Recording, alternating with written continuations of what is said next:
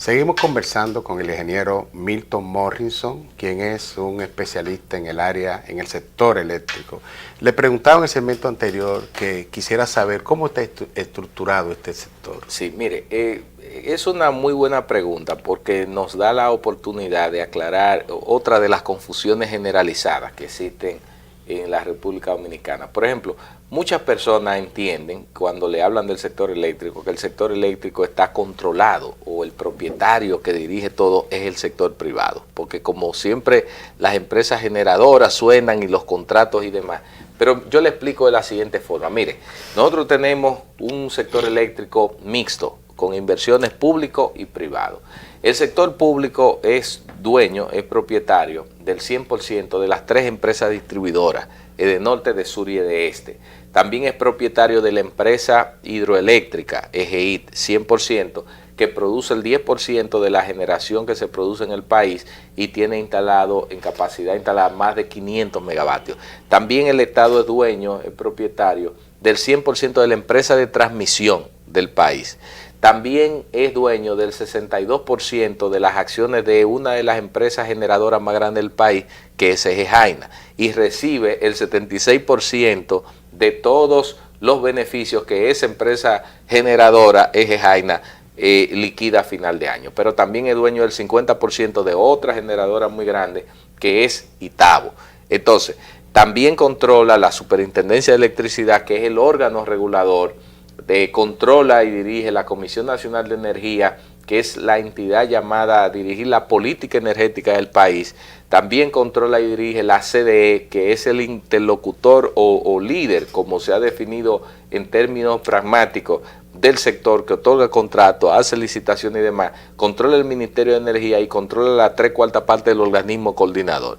El sector privado lo que tiene es el 38% de la empresa Eje Jaina, el 50% de Itabo y el 50% de la generación que queda es propietaria del 100%. Esa es la división del sector eléctrico. Pero entonces al gobierno le sería más factible adquirir la parte privada y apoderarse. Bueno, ¿qué dice la historia? Tú que conoces la historia de cómo...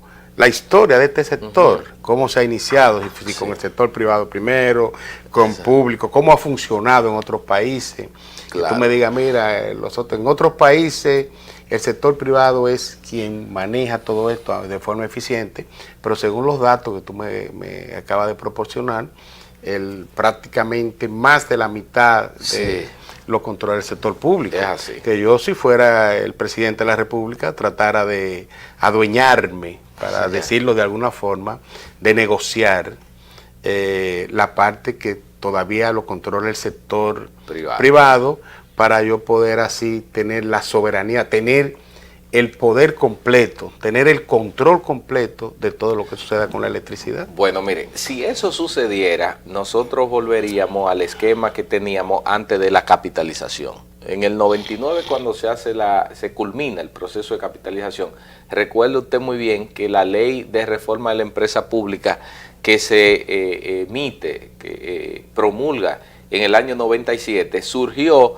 porque teníamos un sector eléctrico que era 100% estatal, era la CDE. La CDE generaba, transmitía, distribuía, comercializaba y era todo. Y se piensa, la gente común piensa que es así. Exacto. Toda la culpa se la echan a la CDE. Bueno, porque ahora se quedó CDE. CDE. Entonces, esa CDE con una E que existía antes, era todo. Era una industria verticalmente integrada, en donde el Estado era propietario.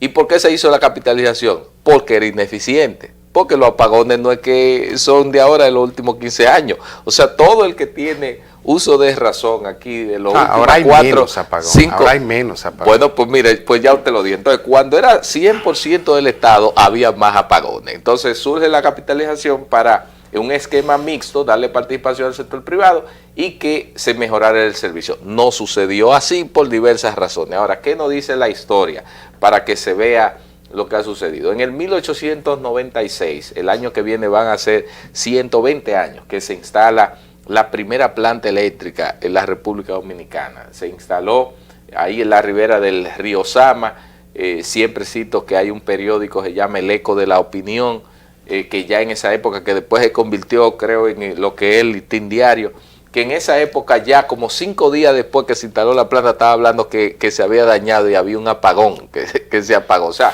que el apagón tiene 120 años gravitando en la República Dominicana. Entonces, ¿qué sucedió? Se comenzó a hacer un desarrollo en el país a través de los esfuerzos municipales, en lo que podía llamarse provincia, ¿verdad? En ese tiempo. Y fueron instalándose de manera aislada algunas plantas eléctricas. Pero en el 1928 llega una empresa norteamericana, la Compañía Eléctrica de Santo Domingo, y adquiere la mayor, digamos, parte de lo que era el sistema eléctrico dominicano. Entonces se privatizó y en ese proceso del 1928 hasta el 55 se fueron expandiendo las redes de la República Dominicana, instalándose eso hasta que un momento Trujillo, en el 54, decide nacionalizarla. O sea, era privada, era privada, Trujillo la nacionaliza, la convierte en la CDE. Trujillo lo hizo por diversas razones. Una era que él, sobre todo se cuenta la historia, que en el barrio Mejoramiento Social construyó muchas viviendas que todavía quedan ahí, viviendas de la era de Trujillo, y él le pidió a la compañía que le instalara energía gratuita porque necesitaba hacer eso. Y de una u otra forma la compañía Capital Privado como que le puso alguna resistencia o le dio argumento de que eso tenía un costo, etcétera, etcétera. Y Trujillo, de la molestia, dijo, no, la energía tiene que ser gratis para la gente. Y entonces ahí que viene la cultura de que aquí durante muchos años se entendía que la electricidad era una cosa gratuita, y usted lo sabe muy bien. Aquí no ha habido una conciencia de que es un servicio que cuesta. Y aquí viene su segunda en muchos barrios todavía se piensa así. Todavía se piensa así. Entonces, bajo esa lógica es que se estatiza el sector eléctrico y luego, por todo eso inconveniente, mire, del 1955 al 99, todo un desastre. Se viene con la capitalización pensando que se va a arreglar y continúa el desastre, menos, pero no funciona el servicio. Pero al final de cuentas, ¿qué es lo que sucede? Esa cultura de que un servicio universal gratuito hay que romperla. ¿Por qué? Por lo siguiente.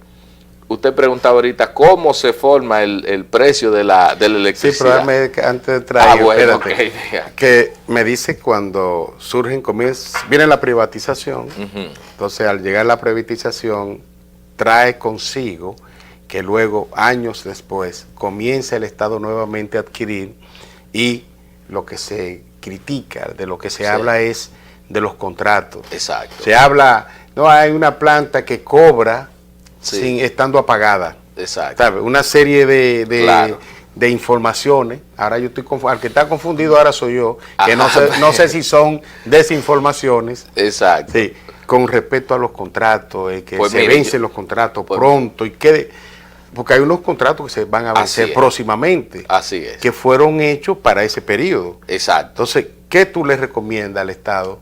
¿Que esos contratos hay que finalizarlos ahora? Mire, qué buena pregunta, y me tiene que permitir ahí unos segundos para aclarar. Mire, lo primero es que hay que decir que los contratos no son malos. O sea, el concepto del contrato en sentido general no es bueno y malo. Lo malo o bueno de un contrato es el contenido. Porque los contratos es la garantía que usted tiene de que un suplidor, le cumpla según las expectativas que usted tenga. Si usted alquila una casa y se mete en esa casa sin un contrato, usted lo van a sacar y hasta lo acusan de ladrón porque usted está metido en una propiedad ajena. Entonces el contrato es lo que garantiza ese compromiso entre las partes. Entonces, yendo al sector eléctrico, mire, los contratos que existen hoy en día, que ya son pocos porque se han vencido algunos, vencen en el año 2016. Son el resultado de los famosos acuerdos de Madrid, que tanto se ha hablado y se ha dicho.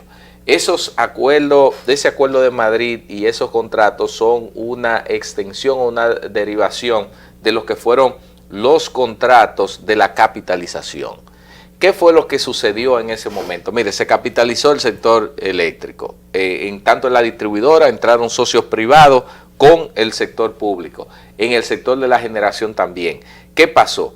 Que se hizo la capitalización, pero no se dejó funcionar el sector eléctrico como un negocio, porque al final de cuentas eso es un negocio, porque si no funciona con beneficios que permitan la sostenibilidad financiera, quiebra. Entonces, en un momento determinado, a finales de la década del 99, un año preelectoral, el petróleo subió, se duplicó el petróleo, como dependíamos, como le decía, de una matriz energética prácticamente el 90% del petróleo.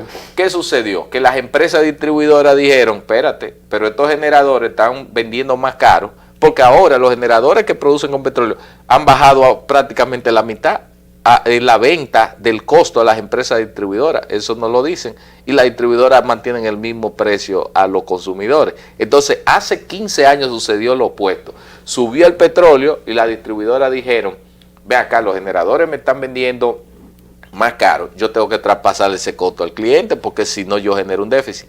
El gobierno de turno dijo, no, espérate, tú no me puedes pasar eso a un consumidor bajo una lógica política de unas elecciones, porque siempre ha existido ese cuco que yo creo que no es tal así, de que si tú le cobras la electricidad a la gente, entonces la gente no vota por ti, y si tú le subes, qué sé yo. Bueno, el tema es que no se permitió que se subiera, que la tarifa eléctrica reflejara los costos reales, y ahí es que el gobierno se inventa el tema del subsidio. Dice, bueno, yo te voy a subsidiar esa diferencia entre el costo real versus el costo que tú estás vendiendo para que no me suba la tarifa. Entonces, como sabemos, nunca siempre los recursos y los pagos del Estado están a tiempo, se acumuló eso y las empresas distribuidoras quebraron, como están ahora quebradas, que en la prensa del viernes pasado los recoge, que lo dice el superintendente. Pero las distribuidoras son del gobierno. Sí, pero eso en términos financieros no funciona, pero no lo digo yo.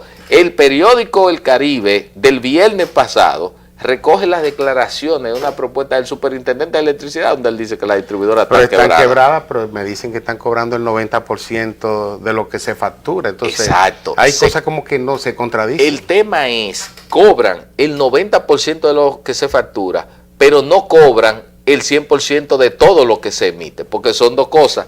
Usted puede tener, imagínese que usted tiene 100 clientes, y si usted le factura a 64 clientes, y esos 64 le pagan religiosamente, ¿cuánto usted cobra? Sí, usted cobra un 100%, sí, y tiene una facturación de 64, pero a usted le quedan 30 y pico que usted no le ha facturado. Entonces, es el tema de la distribuidora, que no factura a todo el que consume la electricidad. Porque esos son los que se conectan. No, hay una mezcla ahí de muchas cosas, no necesariamente el que se la roba, también hay ineficiencia en la gestión comercial, pero le quiero terminar la historia. Entonces, esas empresas del sector privado que estaban ahí no recibían el dinero y se desesperaron, y el gobierno decide comprar otra vez esas acciones de esa empresa y estatizarla. Ahí es que entra la distribuidora a mano del Estado. Entonces, ¿qué sucede? Lo que hay que suspender y evitar es que el Estado siga transfiriendo esos 1.000 y pico de millones de dólares que para mantener un sistema eléctrico que no da un buen servicio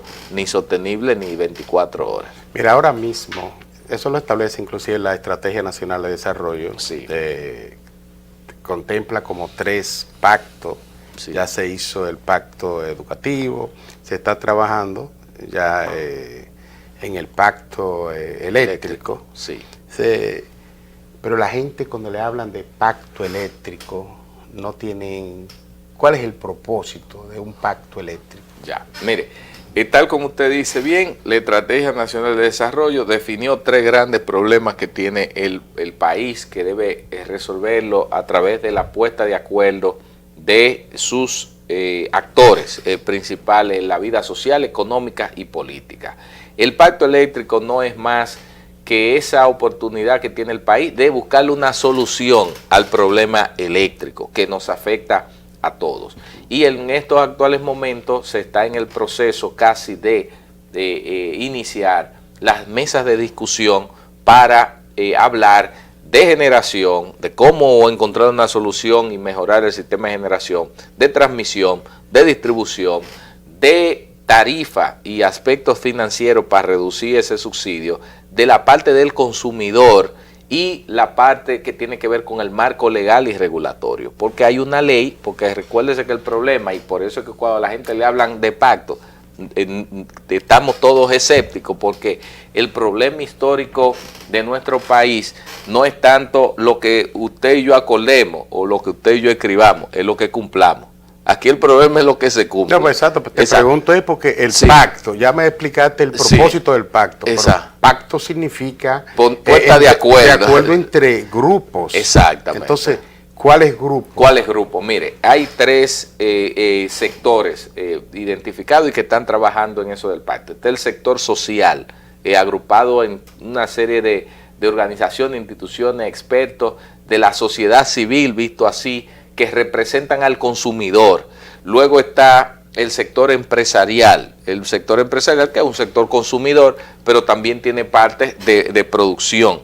Y luego está el sector gubernamental, que es una pieza fundamental. Entonces, el señor presidente emitió un decreto a finales del año pasado, donde llamó alrededor de 110, 120 instituciones públicos, privados, del sector social, del sector empresarial, para que se reúnan y discutan todos esos temas. Y a la vez también convocó cerca de 55, 56 personas, expertos, para que den su valoración. O sea, que ahora su valoración, pero apuntando a la solución de los ejes que tú me mencionaste antes. Exactamente. De los que ya están identificados, que me dijiste, generación, distribución, ese tipo de cosas. Exacto. Y eso, para darle ya cierre a eso, todo ese esfuerzo está coordinado por el Consejo Económico y Social, que preside Monseñor Agripino Núñez Collado, y la directora ejecutiva es la doctora Iraima Capriles.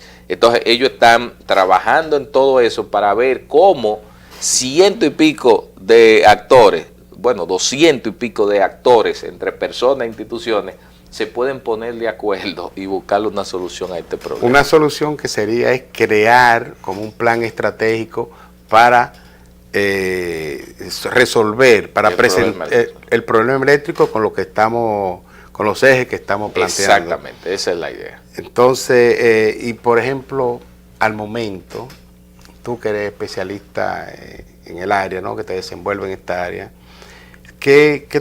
¿cuál es tu opinión real? ¿Qué debilidades tú piensas que tienen todos estos encuentros? Lo que está planteado hasta ahora, ¿tú consideras que va por el camino correcto o que hay alguna parte que se deba de fortalecer o que hay alguna estrategia dentro de lo que se está haciendo para llegar al logro de esos ejes que no esté correcta?